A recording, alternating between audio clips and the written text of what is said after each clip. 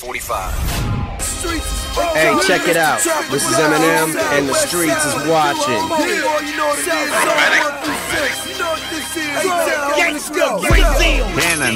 We know drama in the homie The wait is finally over. The affiliates have taken over the wheel. Right here on the Streetz is watching on Shade 45. It ain't Shade 45 Friday night. Yes, we back at it. The affiliates.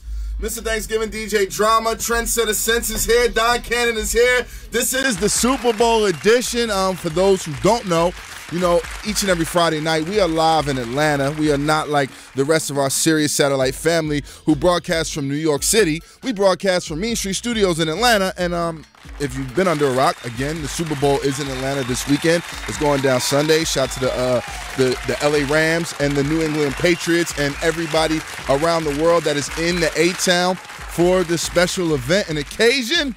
It was only right we started off with my guy. You know, he's one of the best and biggest and most notable A-Town representatives there is. Killer Mike is here. What's up? What's poppin'? Feel like old times, Killer. What? Yeah, I saw somewhat of the interview in New York with the Breakfast Club. Shout to Envy for sure. That's my boy. Yeah, no, I know. Me and you, we got a way better light-skinned, dark-skinned relationship. Like, yeah, look, man, my father's light-skinned. I just want light-skinned people to know I love y'all, too. It's no hate. You know what I mean? I could have been born with good health. I had a 50-50 chance. Just didn't fall that way for me. No hate. But the interesting thing about you, Killer, is that I feel like you're so smart and good at debates. Like, you really could pick either side of the coin and make a good argument. Well, anything can be debated. You know what I'm saying? Like, I'm just passionate about the working class. Absolutely. We have to admit to ourselves that we have great jobs and we're lucky to have the jobs and stuff, but we represent for the masses. And the masses, like when you say the culture, that's not the people wearing the chains singing and dancing for you. The culture are the people who work at the Blue Flame. That's right. Who determines what music get broken. Even before drum, here's it, they already it's on fire. Absolutely. You know, the culture is the kids that go to Frederick Douglass and Booker T. Washington and their parents. So I just never want to be mistaken for not saying that you guys are great, and because you are, you know, and you got to overcome a lot of obstacles people don't. But I honestly believe that there's a confidence that comes in going to a city like Atlanta or living here or an historically black college university. You know, I believe that there's a confidence that we can give our children earlier that'll help them conquer the world earlier. Absolutely. All right, so but I love Envy. I don't want anybody to think Envy's an enemy. That's my partner. Absolutely. Yeah. Shout out to the whole Breakfast Club. Yep. Let's start right here. Let's start with Super Bowl being in Atlanta this weekend. Yep. Talk to me about your thoughts, perceptions of the politics of it and what it's like for, you know, the NFL to be in the space that they're in with Kaepernick, as well as being, you know, culturally in a city like Atlanta right now in 2019. I mean, I think they're on the wrong side of Kaepernick. I think that Atlanta has done a great job at making sure that blacks have participation at and around the Super Bowl, whether it's players on the field or coaches or refs or the businesses, both large and small, that are prospering. You know, I don't begrudge anybody for what they choose to do and what days they choose to work on. You know, my thing is I do support Kaepernick, but I think, like Skip Bayless said about a year or two ago, and it was genius what he said. He said this is more of a trade issue than even a race issue. The NFL gives you the worst possible contracts, unlike baseball and basketball and even hockey, where you have some guarantees. Right. Because of that, all the players should have bonded around Kaepernick, because it would have broken the stronghold from a trade standpoint the NFL has on it. And because they didn't choose to unify behind him because of freedom of speech, and they chose to kind of be dissected based on race and beliefs and stuff like that, overall, everybody's contracts are not going to be what they could be because they're not viewing it as a trade issue. If you are pro freedom of speech, you have to be pro it for the person you despise as much as you're pro it for yourself. And if you don't protest and aren't willing to fight for that person's freedom of speech, all of us have less freedom. What do you think about the participation on for artists in hip-hop in the Super Bowl via Travis, via Big Boy? I hope they give a good show. And for those who were on the other side and said we don't want to perform when we're talking to I'm those glad guys. they're not. They chose not to. There are many paths to freedom. I'll meet you there. You know, we're not going to all be on the same boat or bus. But I don't think that Big Boy, who I've seen 20 years out of his personal finance, have Big Kids Foundation expose working class and poor kids to a greater world and bigger opportunities, seeing those kids go on the, like, you understand, one of the kids that was an intern at St. Coney is now the mayor of a town in South Carolina. You know what I'm saying? That doesn't happen without someone, you know, believing in you and putting input in you. You know, that means something. You know, Ms. Terrence Colbert is a mayor. You know, you know, Travis Scott taking $500,000 and giving it to a charitable organization. You know, so I'm not going to begrudge them. I can't throw you out because I don't agree with a move. And I'm not even saying I don't agree with that, but if I did not agree, I can't throw you out. I can't wash my hands of you because of the balance and what you've done good in my community. So we can disagree maybe, but that ain't gonna make me not love you. You know, I still love you. Would you have performed if asked? I was asked to. Yeah. I was just like, Big, I ain't got white folk money. I got black folk money, so I'm staying lying. Nah, I wouldn't. I'm teasing. I wasn't. Are you going to the game? Am I going to go to the game? Yeah. No, I'm not going to the game. I'm going to go home. I haven't been home. Right.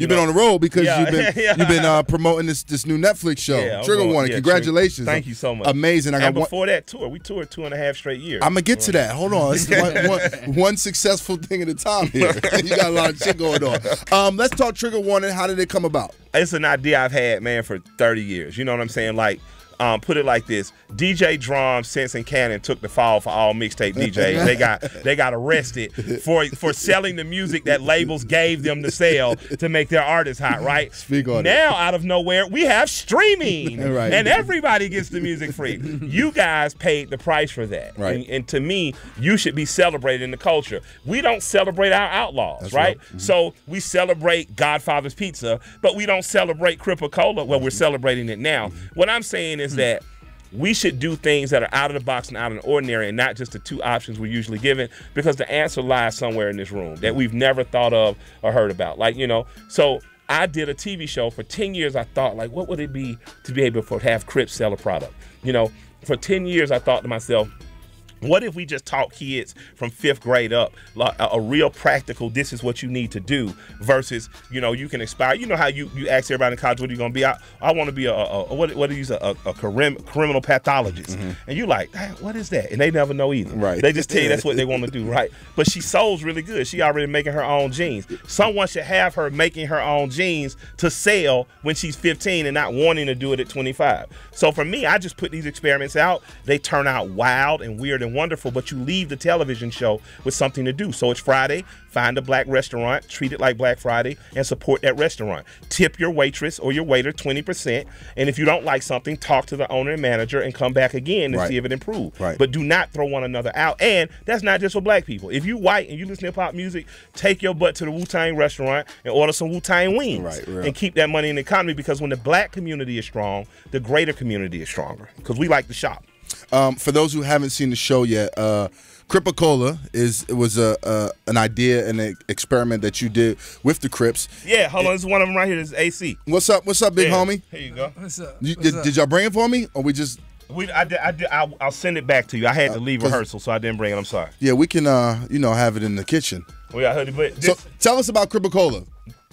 AC, Murdo, Noonie, and Yayo were already, AC's an artist, Yayo's already a young businessman doing his thing. The other two guys already brilliant young brothers. We decided that they could legitimize themselves, not that they criminals, but they perceived as something, and they're not. These are intelligent young men. They're about their business and making money. They happen to belong to a street fraternity that some agree to and some don't, but they have an opportunity to sell soda and merch now. And here's AC. AC, was it a challenge for y'all to, move the Crip-a-Cola or to kind of change products?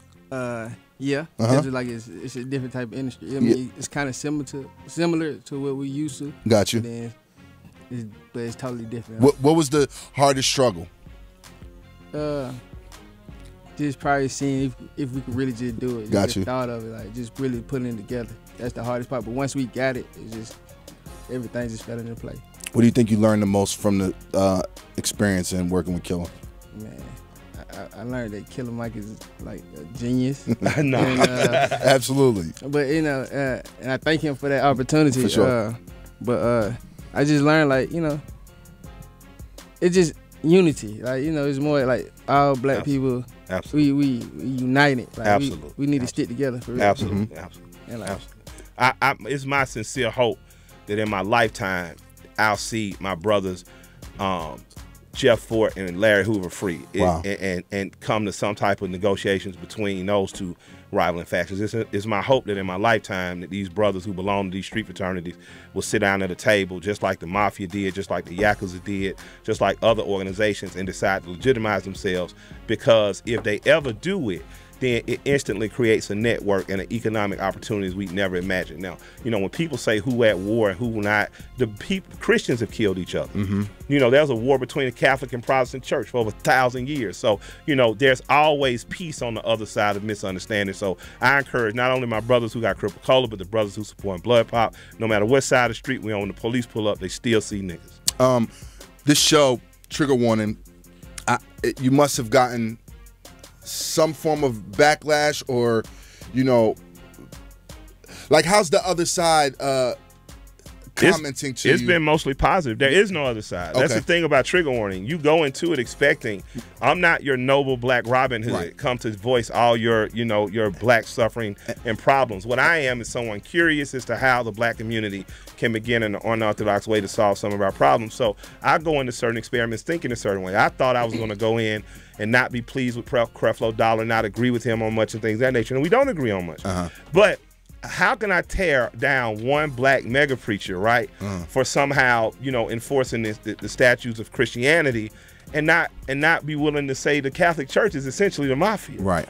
You know, essentially the church is really the Catholic Church. Everybody else just trying. That's the most organized, efficient religion in the world. And they land in places to this day. They drop off candy and Bibles. And when you finish praying, your eyes open, you got the candy and the Bibles, and they got the land and all your resources. They never going to give your art, your gold back. England's never going to do it. I don't care how much you cheer for a black person married into the family. So we're not going to get any of this back. But what we have an opportunity to do is organize from where we are. So 88 Shade 45. Killer Kill from Adamsville is here. If you want to talk to him, phone lines is open, man. We talking trigger warning. We're going to talk running jewels. We got a lot of shit to talk about, man. The affiliates is here. Drama, Cannon Sense. Let's get to the music. Let's go. Let's go. We know drama in the whole 88 Shade 45. Friday night. Killer Mike is here. what up? Trendsetter Sense. Don Cannon. Shout out to John Joy on the boards. You and Hitler really have the same birthday? Yeah, April 20th. Luther Vandross, too. Luther Vandross, Yeah. Quite the Player shit. Yeah, quite the mixture. Fuck Hitler, though. Absolutely. Run the Jewels. It's been a hell of a run, Killer, and like. Yeah, we're in a hell of a run. It ain't even been. You're in a hell of a run. Yeah, we are. Just left rehearsals. We're opening for the Foo Fighters tomorrow. Crazy. Yeah, that's a big deal.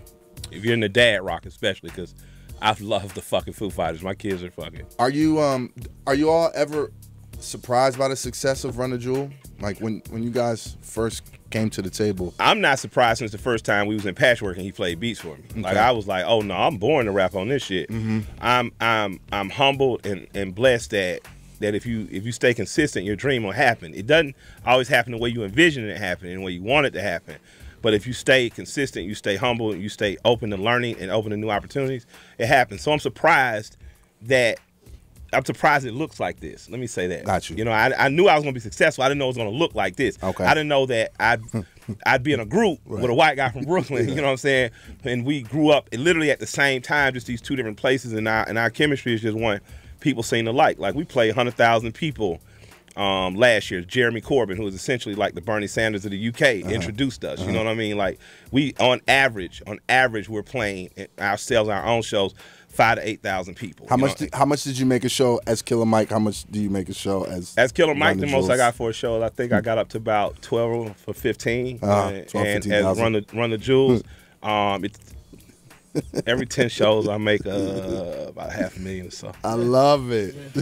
I love it. Tell me originally, how did you present the idea? What, Run the Jewels? Yeah. Nah, it was all organic. He did my first album. Well, no, he did rap music. He did the album I did on William Street. And he was supposed to produce 3 beats. And when I heard, I'm just like, oh, nah, this white boy got to do all this shit. Were you a fan of Company Flow? I like Cannibal Ox. I like Company Flow in passing. The Cannibal Ox record was like, oh, shit. You know what I'm saying? So when me and L went in, he played big beats for me first. That's the one with me, Tip, and Bun. I'm like, oh, this shit's insane. I rapped on it, and I was like, I found my bomb squad. I am Ice Cube, 88. I have found my bomb squad. I begged him to do the rest of the album, aggravated the shit out of him for 3 months. Finally, he conceded, did the rest of the album. Our albums dropped within a week of each other. He was on my album, I was on his.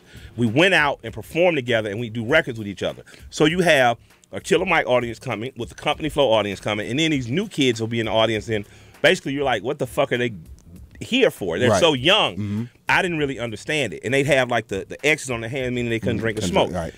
When we come back out together to do the records, they would go fucking nuts. It was like when we were performing the party, it was like, yeah, that's right, get it. And then we come back out there together, it's like they seen fucking Voltron. We went back home, we got the tour bus. I remember my manager saying, I got to turn in a mixtape. He was required to do a mixtape for some company. He was like, I write slow. I said, well, shit, I come up there and just do it with you. Fuck it. We work fast together. I was like, he was like, but it ain't no money in it. I was like, I don't give a shit. Like, let's just work. We went out and did that. And we opened for each other. Then we opened for Run the Jewels. So I'd go, he'd go, and then Run the Jewels would go. And the same kids came back. Wow. Bigger. Wow. So we went from playing 300 to 500 to 750. And the next thing you know, we playing 3,000 people rooms. And the audience that I had as Killer Mike is still there, but now they're up top chilling like, yo, we're going to let those kids mosh down there. You know? What do you feel like your relationship and your position in the Atlanta music scene is right now? In the music scene, I guess I'm You know, I'm one of the homies that have done it for a number of years. I'm always open to give good advice. If dudes want hardcore rap, OG ass verses, I got that for them. But I would say, as a citizen of Atlanta, as in terms of an influencer, I think I hold a respectable place in this community. I think that I'm a person that moves amongst multiple levels in this community, and I can do everything from probably get your stolen car back to help get a mayor elected. Do you watch from a distance, or are you like, when you see something, you like, hey, that I don't know about that one. Like, I'm not nobody's father or anything, but I just try to help the best I can. To my things, if all of us are doing a little, ain't nobody got to do a lot. So I just try to do the little I can. How do you explain to somebody who may not be as familiar with Atlanta and why we have so many successful artists in hip hop over time? Cooperation. Cooperation is key. You don't have to like each other, you don't have to love each other, but you have to understand that working together and working in collaboration and cooperation is better for the overall economy. And it increases everybody's chances. And you ain't nothing new. You ain't special. James Brown was here, Little Richard was here when your grandparents was here. Before that, Muddy Waters was here. So we continuing a legacy that's over 100 years of success. Just because you got some money don't mean you the first black person. Niggas been had money here. That's right. Niggas been flashy. Before it was whatever club, now it was the Royal Peacock. In fact, niggas had more money because they kept their dollar in their community. So you are special as a star. You're nothing special in terms of you just got some money. It's been rich niggas here that don't sing and dance, and that's why sometimes they treat us bad, and we have to check them niggas. Like, no, we want our strip clubs open, nigga. Real shit. So I would like for young men in Atlanta, for the first time you get your hands on some money and young women, to buy something. Buy a piece of land, whether it's in Atlanta, in Decatur, Douglasville. Buy something where your mama, your baby mama, your little brother, so you're stable and you're not having to do things and prostitute yourself. So you got $85,000 to $150,000, buy you a piece of something and have that, and then work on stacking and grinding. Ain't nothing wrong with shining, buying jewelry and all that shit, but you have to make sure you're doing something. So for me, man, I just want to see y'all prosper. I want to see the city continue to prosper.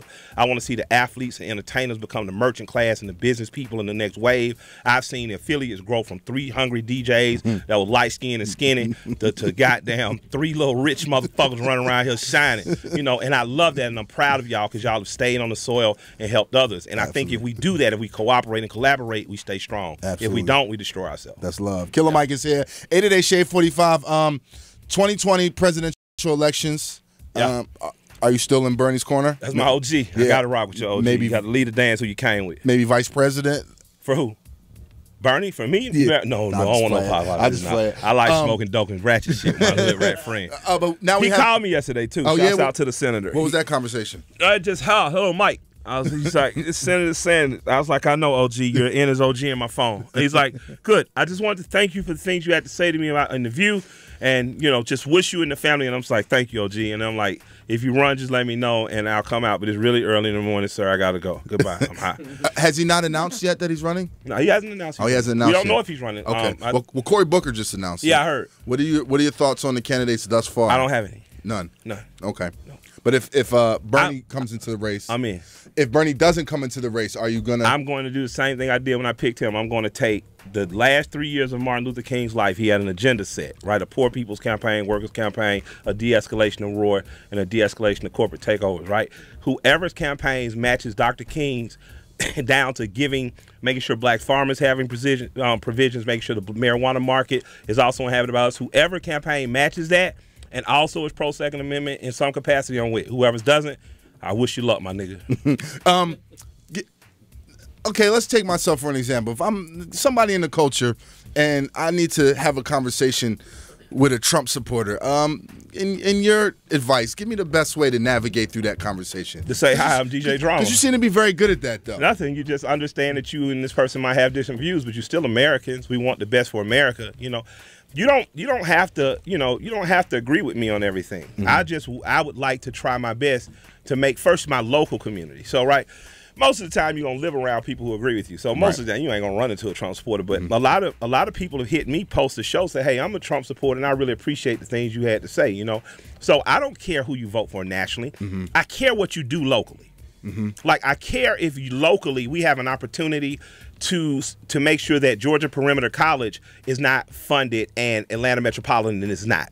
Because if you don't fund Atlanta Metropolitan, you fund Georgia Perimeter, you're telling me then you don't care about what's going on. So I support people like Vincent Fort who will make sure that college gets it. But the brothers that I've seen, and when I say brothers, I'm talking about white men that I've seen that are outside the perimeter, they think that trade should be in the city. They think that, they want to hire over at the Electrical Workers Union. They want to hire young African-American men. They're looking for ways to get in the community help. So for me, I found more commonality with people who I didn't think I have in common with, but you have to be open to have a conversation and a discussion and to be disagreed with. You have to be open to be disagreed with. Absolutely. You know what I mean? Because it may grow or change your perspective. Like I tell people, what me and Envy did was cute and it was entertaining. It was fun. It was Howard Cosell and Ali. But he is one of the most beautiful minds in terms of real estate investment. Absolutely. And when my brother comes in, I'm going to jump in the car with him. We're going to run around and look at stuff. Because I don't have to, because I disagree with you don't mean I don't like you. And if I don't like you, don't mean I can't cooperate with you. You know what I'm saying? It's going to be very hard to get me to the point where I'm just not fucking with you. You know what I mean? Right. But until then, we can figure it out because I see other cultures figure it out. I own a third of a block on Ralph David Abernathy. 5 white people didn't even know each other, bought a whole block next to me. They didn't even know each other. They just got put together, came to the dance together, bought a, So my thing we need to do the same. Exactly. Nothing more, nothing less. That's all I'm saying. Tell the listeners about the swag shop. Swag shop, the Shea Wash and Groom Shop. I'm the co-owner with my wife, Shay Bigger. And my wife is just a brilliant business mind. I bought a barbershop sight unseen 6 years ago. She looked at me like I was crazy, didn't talk to me, and then she helped me turn into a real business. We're at 365 Edgewood Avenue, right next to Puff and Pedals, K. Michelle spot. It is a full-on old school experience in modern times. And if you go to the Hawks game, we're right there behind the Dominique sign, and when you walk in on the front porch in Atlanta, we're right there. Come in, and you're never going to have a better barbering experience. We got a barber right now cutting Shaq. Oh yeah, yeah. That bald head on a little extra slick. Do you have new episodes of Trigger Warning already? The first 6, that was the first season. Yeah. So we'll see in about 30 days. So if we get a second season. I mean, I'm sure the response has been incredible. It really has been. I want to appreciate the community and the culture for spreading it, man. Like y'all bird boxing this bitch. So let's keep it growing. I really appreciate y'all. Musically, what's next for Killer Mike? RTJ 4. It's Tom. Yeah, I just left rehearsal with L, and he just played the new beats for me, and we're gonna fuck shit up. Wow. Killer Mike, I know you got a lot to do with Super Bowl weekend, man. Congratulations on everything, whatever you need from us. Hey, shout out to No Face, No Case, man. They the homies. Y'all check out them. Y'all check out Cuz Lightyear. Y'all check out Big Bags. Y'all check out Rah Rah. Check out that boy G Perico. Vince Staples. Everybody who showed love to Crip-a-Cola and B-Pop, I appreciate y'all. Everybody who's watching Trigger Warning, I appreciate y'all. Drum, Sense, Cannon, I love y'all forever. Love you, bro. Yeah. OG Bear, what's up? 8-8 Shade 45. We got more shit coming up. Let's get to it. The Killer Mike. Okay. Gangsta. Hey. Shout the Killer Mike. Okay. Gangsta.